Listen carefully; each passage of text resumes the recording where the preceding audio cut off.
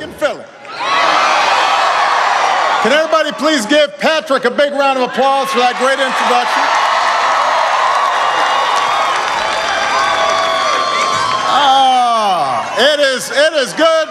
It is good to be back on the campaign trail. Now, I understand I know I'm not the first person from the White House to come to Philly this week. Some of you may have seen Joe Biden at the Eagles game. He told me, Barack, you got to get on the Wentz wagon. Said we got a new quarterback. We got hope in Philly. And I had to explain, Joe, I am a Bears fan.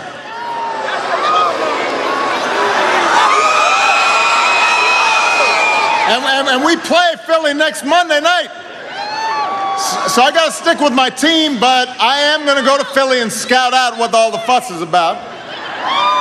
I also am here because you've got some of the best public servants in America. They work their heart out every day for you. You got Scranton's favorite son, in addition to Joe Biden, Senator Bob Casey, one of the best senators in the country. Your outstanding governor, Tom Wolf, is here. Your wonderful mayor, Jim Kenney, is here. One of your outstanding members of the House of Representatives, Bob Brady, is in the House. Your candidate for the United States Senate, this is a special woman. She's going to do a great job. Katie McGinty's here. And your candidate for Attorney General, an old friend of mine, somebody who was with me early on, Josh Shapiro. Give Josh a big round of applause. Now, I love you too, but we got some business to do here. So we got some business to do. I love you, Obama. This is going to be one of the last times I visit Philly as president. And so my first order of business is to say thank you for all the support you've given me all these years. And I've got incredible memories here in Philly. Most recently at the Democratic National Convention. And I could not be prouder of the leader that we have nominated to take my place. So even though I've run my last campaign, I am going to work as hard as I can this fall to elect Hillary Clinton as our next president of the United States of America.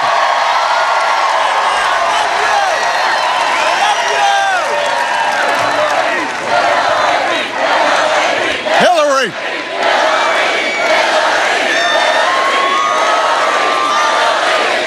Now, you know, in election season, you will often hear crazy stuff. But I got to say, this year we've been hearing a little more crazy than usual. Having said that, after almost 2 terms as your president, I am here to tell you I am more optimistic about our future than I have ever been. Look, because I've seen an America that, for all the challenges, for all the noise of the politics, still has the capacity to come together and do great things. You think about it. We fought our way back from the worst recession in 80 years. We turned around a declining economy. We helped our auto industry set new records. Our businesses created 15 million new jobs, slashed our dependence on foreign oil, doubled our production of clean energy, made marriage equality a reality in all 50 states.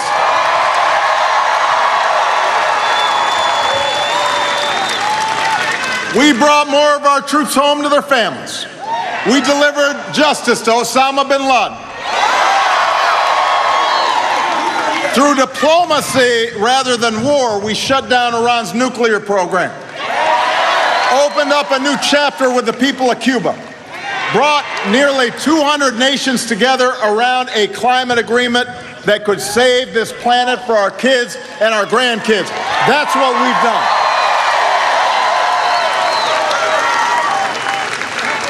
By so many measures, America's stronger and more prosperous than when we started out on this journey together.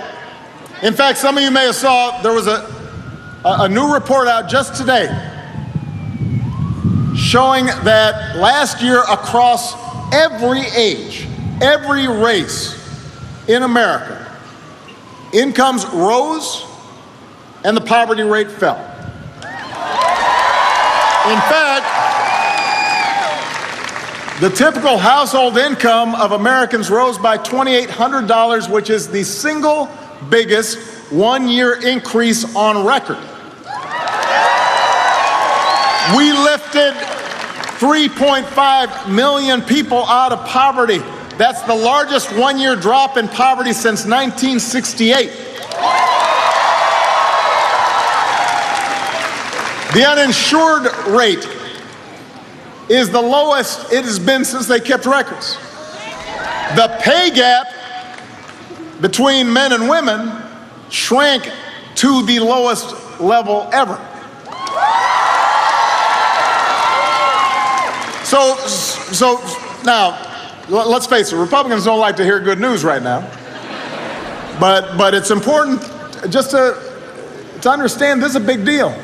More Americans are working, more have health insurance, incomes are rising, poverty is falling, and gas is $2 a gallon.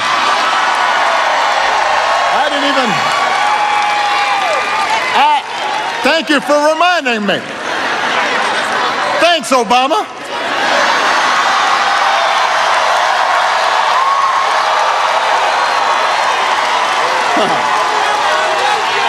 Yes. So the steps that we have been taking over these years, they're paying off. We've shown that progress is possible. And of course, none of this was easy. We knew all along that change wasn't going to be quick. We knew that we wouldn't meet all of our challenges in one term or even in one presidency. But we're here today because we know we've got more work to do for every worker who still needs a good job, for every worker who still needs a raise or a decent retirement, for every child who still needs a world-class education as a ladder out of poverty, for every family who hasn't yet felt progress these past 8 years. We've got more work to do. We know that. And the choice that you make, that we make, just 8 weeks from today, will determine the direction of this country for a long time. And I've already said this. This is not a choice. This is not the usual choice between parties and policies and left and right. This is more fundamental. This is a fundamental choice about who we are as a people. This is a choice about the America.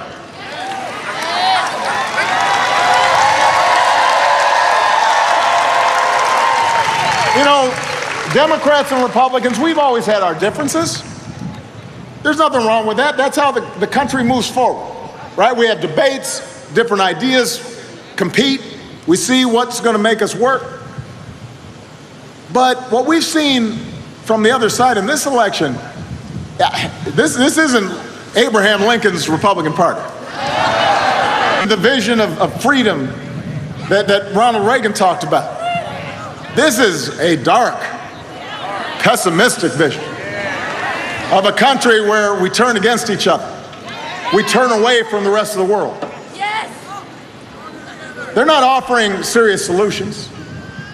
They're just fanning resentment and blame and anger and hate. And that is not the America we know. That's not the America I know. The America I know is full of courage and optimism and generosity and ingenuity and innovation. Yes, we've got real concerns. We worry about paying the bills. We worry about protecting our kids. We worry about caring for a sick parent. Lord knows we get frustrated about Washington and all the gridlock. We worry about racial division. There are pockets of America that never fully recovered from the factories closing down, There are parents who are worrying about whether their kids are going to have the same opportunities they had. But look, I've traveled in every state. And I've seen, more than anything, all that is good and right about America. I see people working hard. I see folks starting businesses. I see teachers just digging in their own pocket to buy school materials and teaching kids just because they love kids. I see men and women in uniform serving their country, making incredible sacrifices. I see engineers inventing new stuff and doctors coming up with new cures. And most of all, I see this younger generation that is so full of energy and ideas. And I'm going to be held back by the old ideas. Imagine what can be instead of just what is. And I see Americans of every party and every background and every faith who ultimately believe we're stronger together. All of us, young, old, men, women, black, white, Latino, Asian, Native American, folks with disabilities, all pledging allegiance to the same proud flag. That is the America I know. That's the America you know and believe in. And there is just one candidate in this race who's devoted her life to building that America. A mother and a grandmother who would do anything to help our children do better. A leader who's got real plans to break down barriers and blast through glass ceilings and widen opportunity for every single American. The next president of the United States of America, Hillary Clinton.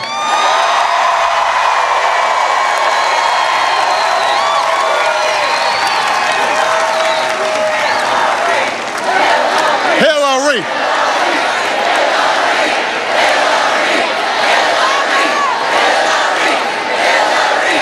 Now, look, can I just say, I am really into electing Hillary Clinton. Like, this is not me going through the motions here. I really, really, really want to elect Hillary Clinton.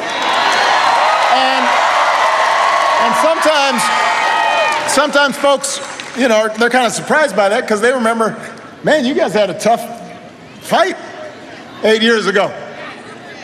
And it was tough, because Hillary's tough. Every time I thought I had that race won, I was like going up the rocky steps, I was about to celebrate, and then I look and she's right there. And I got whooped here in Pennsylvania. She whooped me. Now, you didn't make it up to me in November when I won. But I had seen what she could accomplish. I had seen how smart and savvy and tough she was. So I asked her, I said, join my team. And she wasn't sure about it at first. But she ultimately knew that what was at stake was bigger than either of us. That's the kind of patriot she is. And so for 4 years, I had a front row seat. I watched her intelligence, I watched her judgment, I watched her discipline.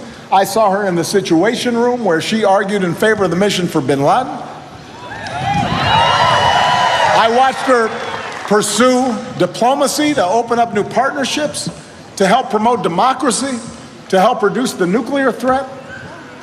And she worked hard, tirelessly, flying around the world again and again. I don't know how many times she laughed at the world, but she went around a long time. Because she had never forgotten what she was fighting for. To make sure every child has the same opportunities as her granddaughter and her daughters and your kids. And if there's one thing I can tell you, Philadelphia, nobody fully understands the demands of my job, this job of the president, until you actually sit behind that desk. Look, I didn't understand it before I had the job. You think you do.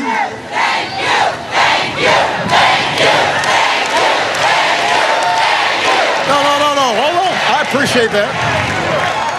But I'm not going yet, so don't save the thank yous. I'm not finished yet. I got a few more months. Listen.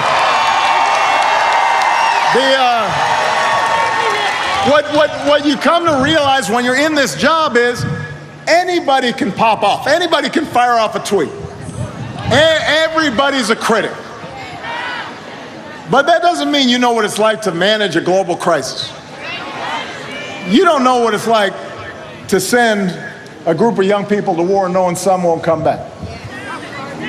But the closest you can come to understanding what it's like is to be where Hillary's been, to have been part of those decisions. She knows what it means for working families and senior citizens and small business owners and soldiers and veterans when we make policy in the White House. And in the middle of crisis, she'll listen to people and she will keep her cool, and she treats everybody with respect. And no matter how daunting the odds, no matter how many times people knock her down and mess with her, she does not quit. She doesn't quit. She doesn't quit. That's the Hillary that I know. And that's why I really want to get her elected. That's the Hillary I've come to admire.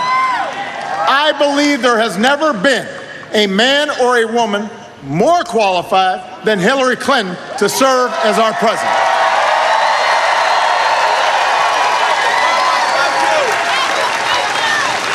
Now,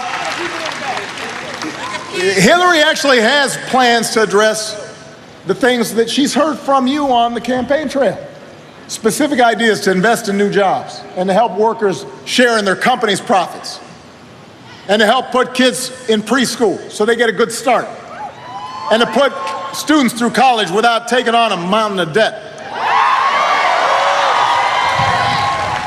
And I know that these days in campaigns, sometimes the plans get ignored, but they're there, and they make sense, and they add up.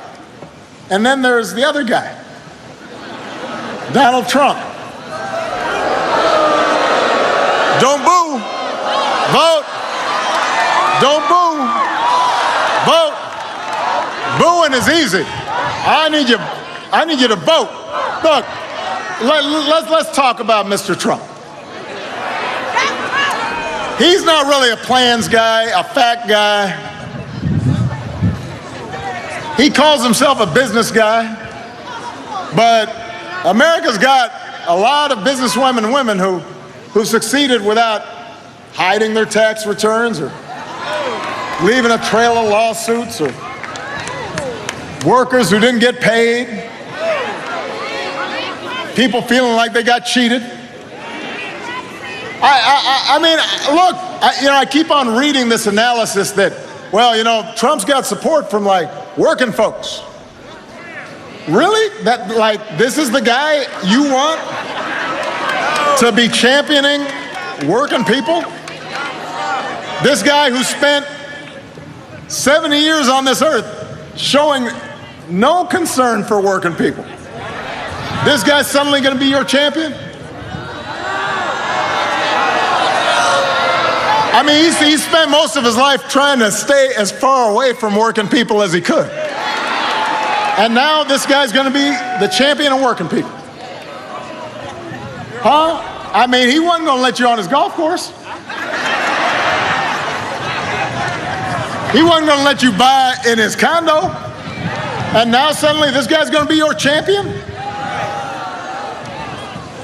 So yes, if you oppose raising the minimum wage, you should vote for Trump. You should also vote for Pat Toomey. You got a Trump Toomey. You want to be championing working people?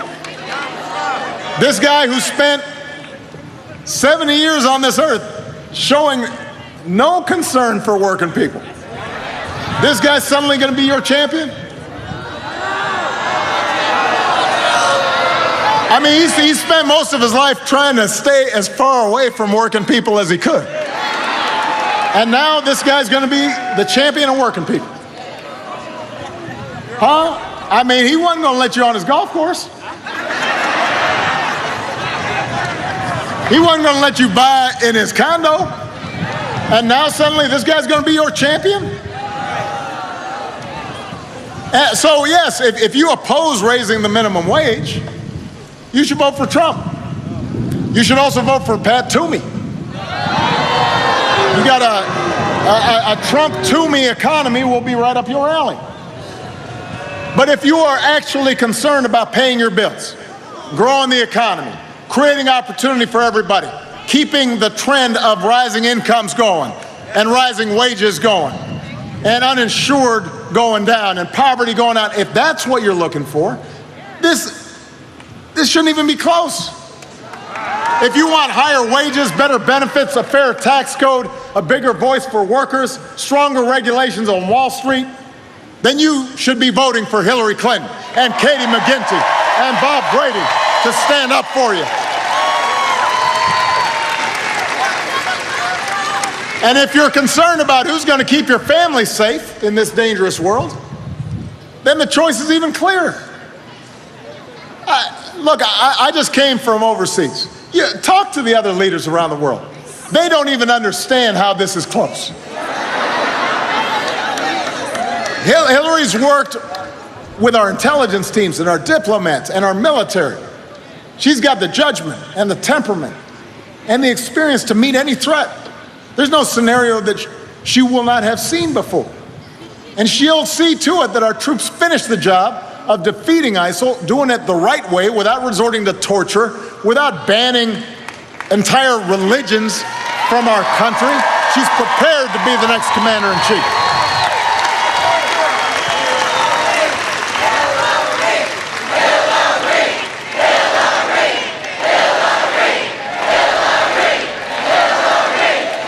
And then you got the Donald, who just last week went on Russian state television to talk down our military and to curry favor with Vladimir Putin. He loves this guy. Loves this guy. Think about what's happened to the Republican Party. Right? They used to be opposed to Russia and authoritarianism and fighting for freedom and fighting for democracy. And now their nominee is out there praising a guy, saying he's a strong leader because he invades smaller countries, jails his opponents, controls the press, and drives his economy into a long recession. No, look, I'm actually being serious about it. Think about this. And then when the interviewer asked him, well, why do you support this guy? He's a strong guy. Look, he's got an 82% poll rating. Well, yes, so Saddam Hussein had a 90% poll rating. I mean, if you control the media and you've taken away everybody's civil liberties and you jail dissidents, that's what happens. You know, if the pollster calls you up and says, do you support the guy who, if you don't support him, he might throw you in jail, you say, yes, I love that guy. But think about the fact that that is Donald Trump's role model. I mean, you know, I have to do business with Putin. I have to do business with Russia.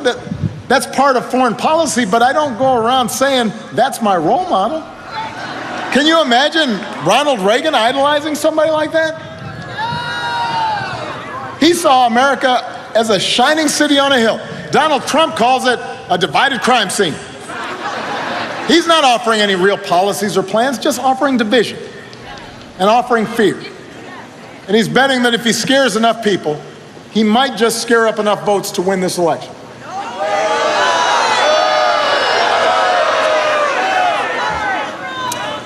I mean, look, I believe Americans are not a fearful people. We don't look for being ruled. Our power comes from those ideals first put into place right here in Philadelphia. That all of us are created equal. That we, the people, can form a more perfect union. We believe in democracy. That's what we believe in. And we don't believe that one person is going to do it for us. It's what we can do together, achieved by us.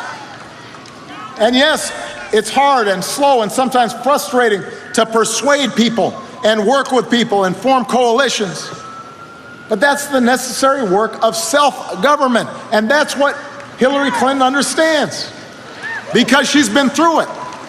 She knows that in a democracy, in a big, diverse country like this one, it doesn't work if we just demonize each other and call each other names. She knows that love trumps hate. She knows that most issues aren't just black and white, and that you got to compromise to get things done, even when you're 100% right. And she knows that for progress to happen, we have to listen to each other. And we have to see ourselves in each other. And we got to fight for our principles, but also fight to find common ground. And you know, these days our politics doesn't always lend itself to those ideals. You know, we get impatient. We want our progress right away. And we don't want to have to compromise. And we don't want to have to listen to other folks. But I promise you, when we stay at it, progress does happen. And if you don't believe it, ask the 20 million people who've got health care today who didn't have it. Ask that Marine who serves his country without hiding the husband that he loves. Democracy works. But here's the thing. Here, we got somebody who fainted. This is what happens. They'll be okay. Just give them a little room. Everybody bend their knees one time. They just don't lock your knees. Keep on bending them a little bit. We'll do a little exercise right now. EMS folks, they're right in front if you can find somebody. Drink some water. I love you too, but bend your knees. But listen to this. You've got to want it. You've got to want democracy. Not just on election day, but all the days in between. And this is where you come in. We can close the inequality gap in our economy. Hillary's got plans to make sure everybody has a shot, not just those at the top. But you got to help her by voting for Democrats up and down the ticket. We've got to get Congress back, and we got to hold everybody we elect accountable for getting the job done. We can reform our criminal justice system, but you got to vote, not just for president, but for mayors and sheriffs and state's attorneys and state legislators. We got to work with police and protesters until laws and practices are changed. We can fix our broken immigration system, but we can't keep on sending Republicans to Congress who stand in the way. We got to vote for leaders who see immigrants not as criminals or rapists, but as families who came here the same reason ours did, to work and to study and to contribute. We need leaders in Congress who know the American dream is not something that a wall can contain. We can keep making progress against climate change. This month was the hottest on record. This year is going to end up being the hottest on record. This is not somebody's imagination. This is not some liberal plot. It's a problem. But we've got to vote for people who actually understand that it's real. And we got to engage not just young people on college campuses, but also single moms who are worried about gas prices and coal miners who are worried about providing for their kids. And Hillary's got real plans to do that. And if you don't think the stakes are high enough, just remember that for months now, the Republicans in the Senate have refused to do their job and fill a vacancy for the Supreme Court.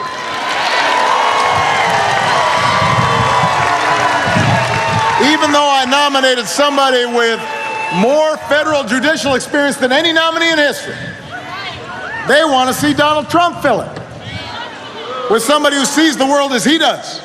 Imagine that. Who would that person be? The Supreme Court should be above politics. The people on the bench make monumental decisions that affect every aspect of our daily lives, from a woman's right to choose to your right to vote.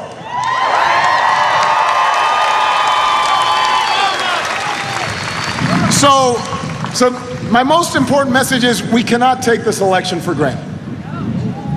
We got to fight for this thing. There are serious issues at stake in this election, behind all the frivolous stuff that gets covered every day. And let me just make a comment about that, because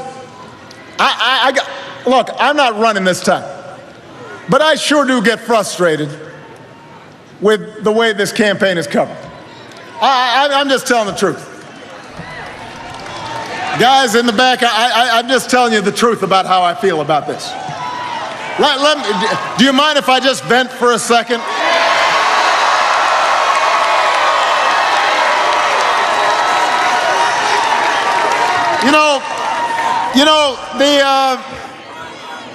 You don't grade the presidency on a curve.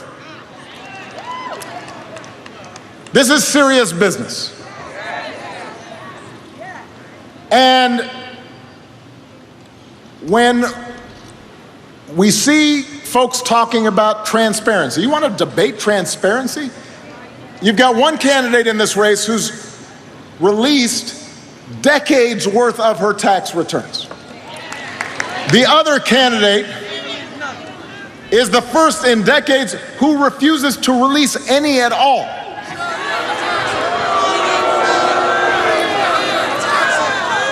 You want to debate foundations and charities?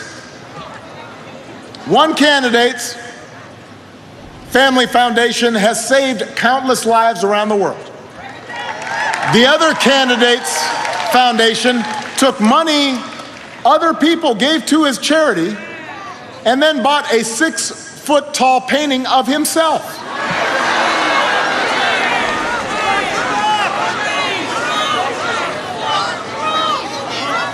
I mean, he had the taste not to go for the 10-foot version, but you want to debate who's more fit to be our president? One candidate who's traveled to more countries than any Secretary of State ever has more qualifications than pretty much anyone who's ever run for this job, and the other who isn't fit in any way, shape, or form to represent this country abroad and be its commander-in-chief.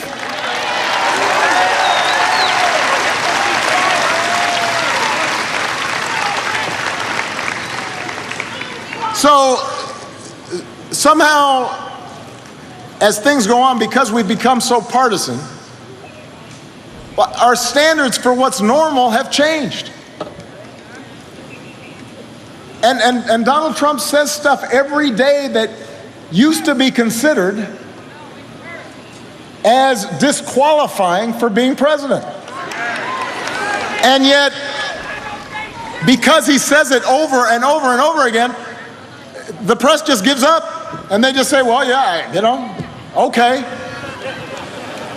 They just stop. I was opposed to the war in Iraq. Well, actually, he wasn't. But they just accept it. So the bottom line is that we cannot afford suddenly to treat this like a reality show. We can't afford to act as if there's some equivalence here.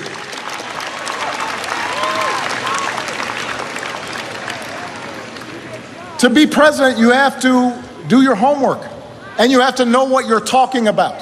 And you've got to apply steady judgment even when things don't go your way. And you've got to make the tough calls even when they're not popular, even when they take years to pay off. And you've got to be able to handle criticism without taking it personally. Just brush it off and then go ahead and get the job done. And that's something I learned. And that's what Hillary learned as a senator and as a Secretary of State and as a First Lady. And yes, she's got her share of critics, just like I do, and she's been caricatured by the right and sometimes by the left. And she's been accused of everything you can imagine and has been subjected to more scrutiny and what I believe is more unfair criticism than anybody out here. And she doesn't complain about it. And you know what? That's what happens when you're under the microscope for 40 years. But what sets Hillary apart is that through it all, she just keeps on going. And she doesn't stop caring, and she doesn't stop trying. And she never stops fighting for us, even if we haven't always appreciated it.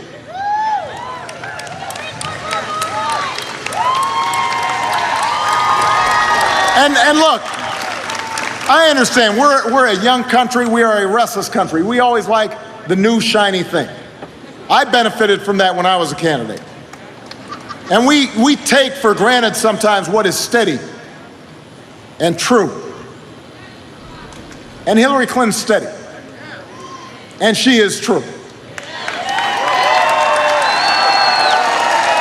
And the young people who are here, who all you've been seeing is just the nonsense that's been on TV, you maybe don't remember all the work that she has had to do and all the things she has had to overcome and all the good that has happened because of her efforts. But you need to remember, you need to understand this. And if you're serious about our democracy, then you've got to be with her. She's in the arena and you can't leave her in there by herself. You got to get in there with her. You can't stay home because, she's been around for a long time. Well, you know what? This is not reality TV. Democracy's not a spectator sport. You don't tweet in your vote. America's not about yes, he will, it's about yes, we can. Yes, we can. Yes, we can create more good jobs. Yes, we can create better schools. Yes, we can create safer streets. Yes, we can create a more secure world. We can bring about real change and real progress. And the time has come for me to pass the baton on, but I know that Hillary is going to take it, and she's going to run that race, and she will finish that race. And that's why I'm with her. That's why I'm fired up. That's why I'm ready to go. And I need you to join me. I need you to work as hard for Hillary as you did for me. I need you to knock on doors. I need you to make phone calls. You got to talk to your friends, including your Republican friends. You need to go to iwillvote.com and register to vote by October 11th. Then you got to go to the polls, and you got to get people to go to the polls. And if you're willing to do that with me, we'll win in November. We'll elect Hillary Clinton the next president of the United States. We will continue on this journey to create a better America and a fairer America, a more just America, a more loving America, a brighter America. That's what we're fighting for. That's why I need you. Let's get busy. Let's get to work. Thank you, Philadelphia. God bless you. God bless these United States of America. Come on.